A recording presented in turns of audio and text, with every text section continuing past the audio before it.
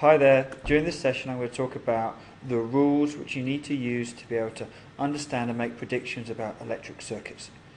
These rules will be relating to voltage and current, and they're going to be relating to both series circuits and parallel circuits. So I'm going to take you through some steps to help you understand why these rules are in place and then how to make use of these rules. First of all, we'll start off with a simple idea of current in a series circuit. Now we know that current is the amount of charge that passes a point in a unit amount of time. So if we're imagining this charge going around this series of circuit. Now, as we can see, there's nowhere else for the charge to go. There's no options, no other routes for it to take. So that means if the current here is 2 amps, the current here will also be 2 amps. And the current here will be 2 amps. And the current there will be 2 amps. It's all about the flow of charge. Not about energy being used or lost in any way, just the flow of charge. So, the same current in a series circuit is the same, or the current in a series circuit is the same at any point in that circuit. Now we're going to think about voltage in a series circuit. Now, as we know, voltage talks about how much energy per coulomb of charge. Now, we've considered it in 2 situations. We've got the terminal PD, so that's the amount of energy going into the circuit from the battery. And then, as I like to distinguish, we also have the voltages across each one of these bulbs, and that's energy going out of the circuit.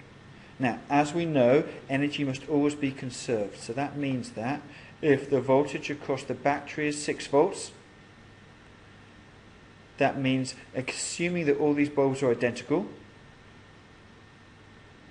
across each bulb there must be a voltage of 2 volts.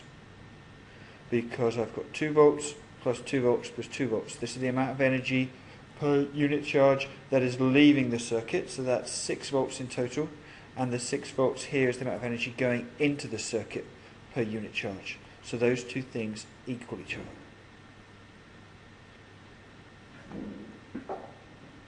So therefore, the voltage across the battery is 6 volts.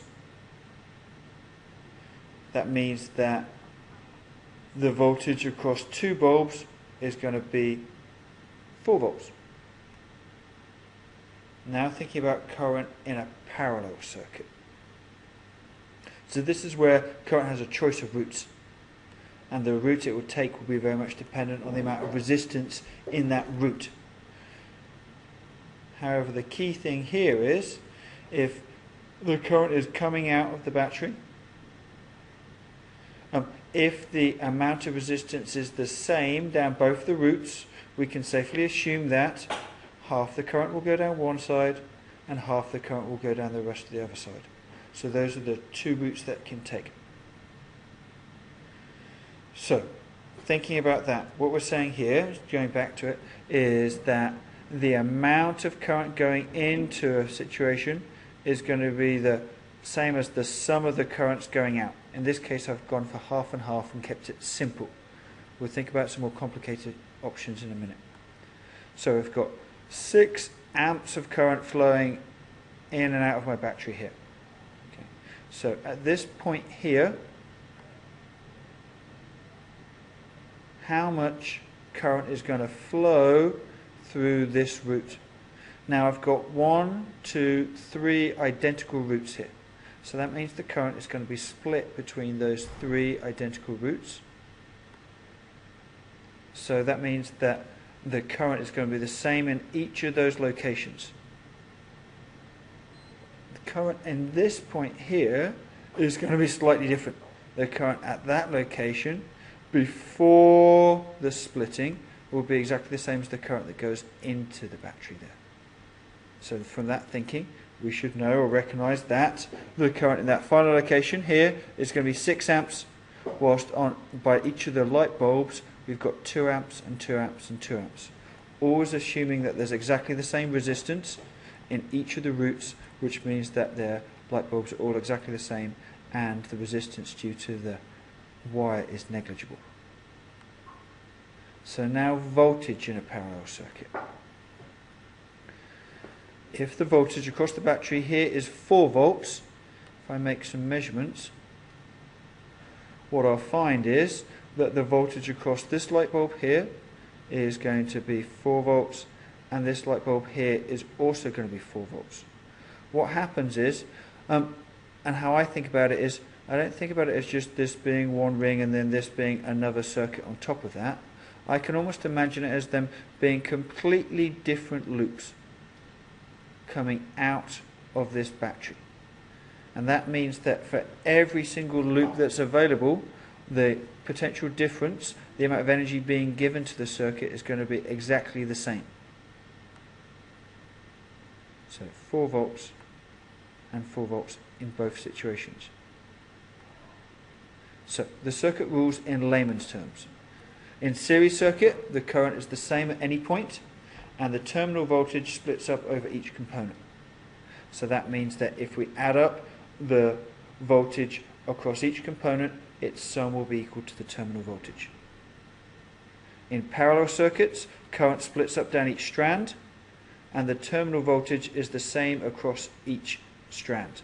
So that means for each loop, the total voltage in that loop is going to be the same as the terminal voltage. Now, that is kind of simplified versions, originally developed by Kirchoff. Kirchoff said his first law is the sum of currents entering a point is equal to the sum of currents leaving the point.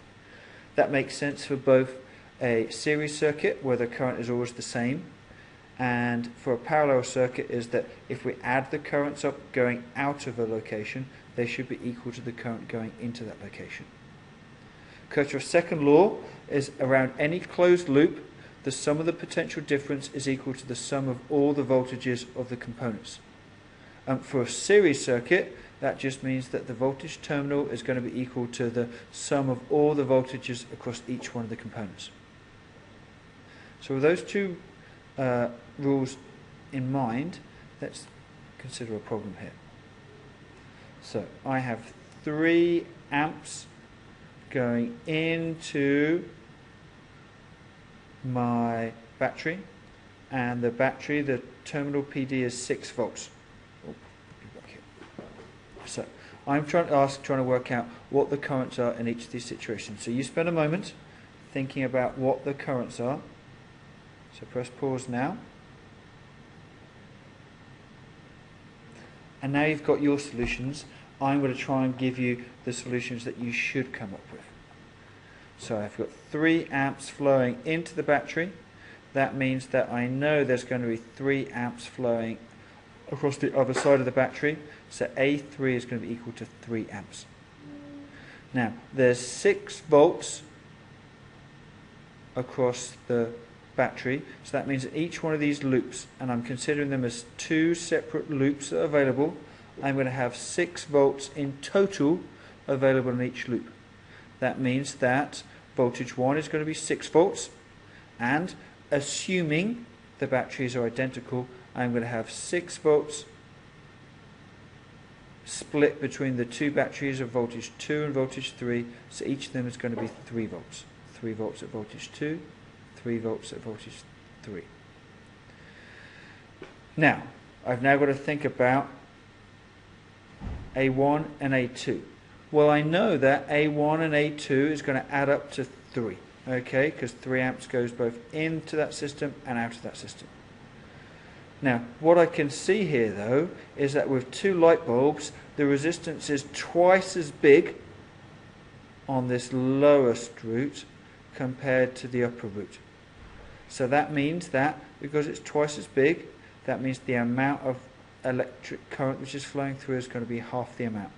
So therefore, I'm going to have 2 amps going through A1 and just 1 amp going through A2. And that gives you all the solutions just using Kirchoff's rules.